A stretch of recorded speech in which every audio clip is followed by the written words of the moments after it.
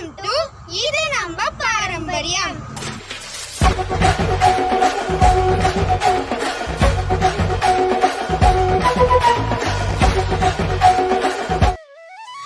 வணக்கம் நண்பர்களே, இது நம்ம பாரம்பரியம் சேனலுக்கு உங்களை அன்போடு வரவேற்கிறேன். இன்றைக்கி இந்த வீடியோவில் நாங்கள் தமிழ் புத்தாண்டு எப்படி வீட்டில் கொண்டாடணும் அப்படின்ற வீடியோ தான் நம்ம பார்க்க போகிறோம். வாங்க நம்ம வீடியோக்குள்ளே போகலாமா? எப்போவுமே போல் சுவாமிக்கு நெய்வேத்தியம் பண்ணுறதுக்கு எல்லா பொருளையும் நான் ரெடி பண்ணி வச்சுட்டேன். இன்றைக்கி மூக்கடலை சுண்டல் ஓவர் நைட் ஊற வச்ச மூக்கடலை சுண்டலை அவிச்சும் வச்சுருக்கிறேன்.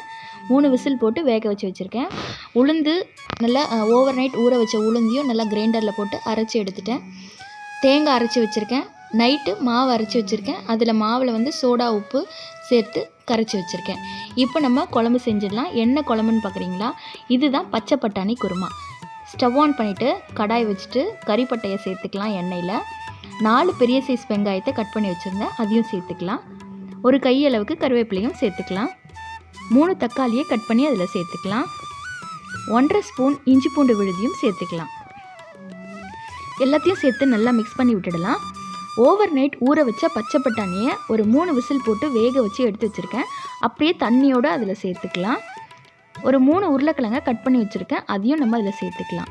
அரை முடி தேங்காய் கூட 1 ஸ்பூன் சோம்பு 4 ஏலக்காய் சேர்த்து நல்லா ஃபைனாக அரைச்சி வச்சுருந்தேன். அந்த தேங்காய் விழுதியும் அதில் சேர்த்துக்கலாம். கூடவே மிக்சிங் வாட்டரும் சேர்த்துக்கலாம். எல்லாத்தையும் சேர்த்து நல்லா மிக்ஸ் பண்ணி விட்டுடலாம். காரத்துக்கு ஏற்ற மாதிரி குழம்பு மிளகாய் தூளையும் சேர்த்துக்கலாம். நான் இன்றைக்கி 3 டேபிள் ஸ்பூன் குழம்பு மிளகாய் தூள் சேர்த்துருந்தேன். அது கூட கொஞ்சமாக கரையிறதுக்காக தேவையான அளவு தண்ணியும் சேர்த்து நல்லா மிக்ஸ் பண்ணி விட்டாச்சு. ஃபைனலாக கொத்தமல்லியை தூவிடலாம். தேவையான அளவு கொஞ்சமாக சால்ட் சேர்த்துக்கோங்க. அப்புறம் வேணும்னா இன்னும் கொஞ்சம் நம்ம போட்டுக்கலாம். குழம்பு நல்லா கொதித்து திக்காக வந்த பிறகு ஸ்டவ் ஆஃப் பண்ணிடலாம். நம்மளோட பச்சை பட்டாணி குருமா சூப்பராக ரெடி ஆகிடுச்சு. ஸோ இப்போ நம்ம அடுத்த டிஷ்க்கு போகலாமா? இப்போ அடுத்த டிஷ் வந்து உளுந்தை வந்து ஓவர் நைட் ஊற வச்சு நல்லா அரைச்சி எடுத்துட்டேன் கிரைண்டரில். தேவையான அளவு பொடியை நறுக்கின வெங்காயம், கொஞ்சமாக இஞ்சி, பச்சை மிளகாய் காரத்துக்கு ஏற்ற மாதிரி கருவேப்பிலையும் சேர்த்துக்கலாம். கொத்தமல்லியும் சேர்த்துக்கலாம். 2 சிட்டிகை பெருங்காயத்தூள், 1 ஸ்பூன் மிளகு சேர்த்துக்கலாம். 1 ஸ்பூன் சீரகம் சேர்த்துக்கலாம். தேவையான அளவு உப்பு சேர்த்துக்கலாம். எல்லாத்தையும் சேர்த்து நல்லா பிசைஞ்சிடலாம். இந்த மாதிரி நல்லா பிசைஞ்சு வச்சுட்டு அதுக்குள்ளேயே நம்ம ஸ்டவ் ஆன் பண்ணிவிட்டு கடாய் வச்சிடலாம். கடாயில் எண்ணெய் சேர்த்துடலாம். எண்ணெய் நல்லா சூடான பிறகு ஸ்டவ்வை சிம்மில் வச்சிடலாம். கையை நல்லா தண்ணியில் நனைச்சிடலாம். இந்த மாதிரி உருண்டைகளாக பிடிச்சி மாவை நடுவில் ஒரு சென்டரில் ஹோல்ஸ் போட்டுட்டு நம்ம எண்ணெயில் போட்டுடலாம். இந்த மாதிரி எல்லா மாவுகளையும் நம்ம சின்ன சின்ன உருண்டைகளாக சேர்த்து நம்ம வடை தட்டி போட்டுடலாம்.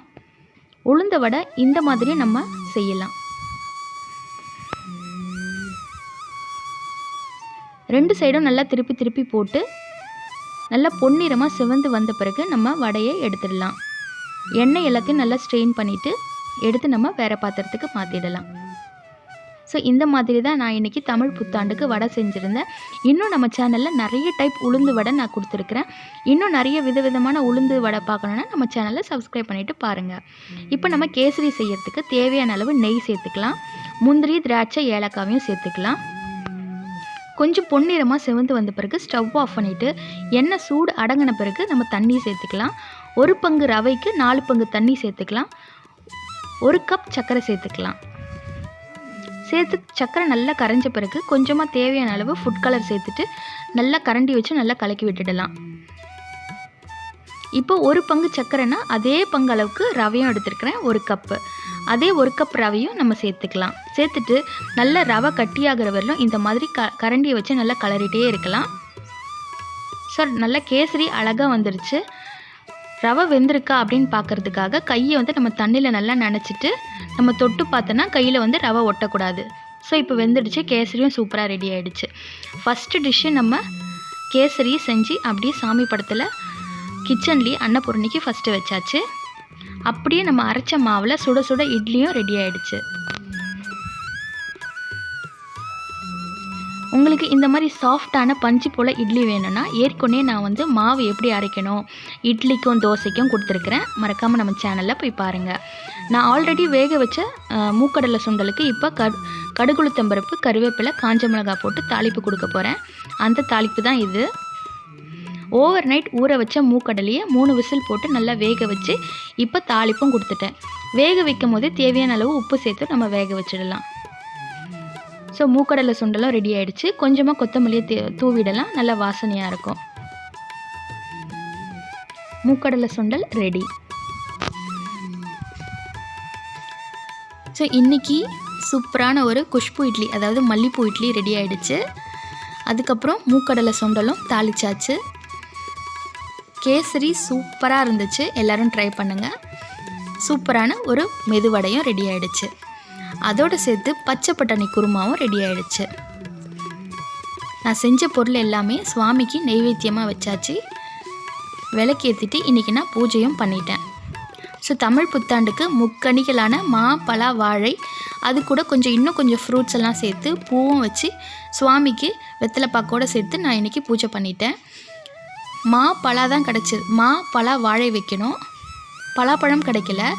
ஸோ எல்லா பழத்தையும் சேர்த்து வச்சாச்சு. அப்படியே சுவாமிக்கு தேங்காவும் உடைச்சாச்சு. ஸோ தேங்காவும் சூப்பராக உடைஞ்சிது. தேங்காவும் சுவாமிக்கு வச்சாச்சு.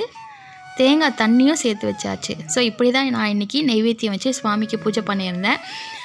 காலையில் மதியம் ஆயிடுச்சு சுவாமிக்கு பூஜை பண்ணுறதுக்கு. பூஜையை முடிச்சுட்டு கொஞ்சம் நேரம் ரெஸ்ட் எடுத்துகிட்டு அதுக்கப்புறம் ஈவினிங் ஈசிஆர் சைடில் இருக்கிற சாய்பாபா கோவிலுக்கு தான் வந்திருந்தோம். என்னோடய ஃபேவரட்டான கோவில். பாபா என்னோடய ஃப்ரெண்ட்லியான காடு. ஸோ அவரை பார்த்தாலே ஒரு நல்ல ஒரு ரெஃப்ரெஷிங்கான ஒரு மைண்டு, நல்ல மைண்ட் ரிலாக்ஸாக இருக்கும். ஸோ நான் எப்போவுமே பாபா கோயிலுக்கு அடிக்கடிக்கு நாங்கள் வருவோம். ஸோ ஃபேமிலியோடு வந்தாச்சு. பாபாவை தரிசனம் பண்ணியாச்சு. ரொம்பவே சூப்பராக இருந்தது. ரொம்ப ஈவினிங் டைம் ஆகிட்டதுனால ஒரு 7 o'clock ஆகிடுச்சு கோவில்லையே. அதனால் கொஞ்சம் நிறைய கோவில் ஷூட் பண்ண முடியல. முடிஞ்ச அளவுக்கு ஷூட் பண்ணி காமிச்சிருக்கேன். இன்னொரு நாளைக்கு நான் ஃப்ரீயாக இருக்கும் போது கண்டிப்பாக உங்களுக்கு கோவிலை முழு வீடியோ எடுத்து நான் காமிக்கிறேன். முடிஞ்ச அளவுக்கு தான் இன்றைக்கி கொஞ்சமாக பாபா ஃபோட்டோஸ், பாபாவோட சிலை எல்லாமே எடுத்து நான் உங்களுக்கு ப்ரெசென்ட் பண்ணியிருக்கேன். ஸோ இந்த மாதிரி தான் தமிழ் புத்தாண்டு நாங்கள் செலிப்ரேட் பண்ணோம். ஃபைனலாக நைட்டு டின்னர் ஃபுட் வில்லேஜ் ரெஸ்டாரண்ட்டில் போய் முடிச்சாச்சு. அதுக்கப்புறம் நாங்கள் வீடு திரும்பியாச்சு. ஸோ இந்த மாதிரி தமிழ் புத்தாண்டை சிறப்பாக கொண்டாடியாச்சு. மீண்டும் அடுத்த வீடியோவில் சந்திக்கிறேன். அதுவரை நன்றி, வணக்கம்.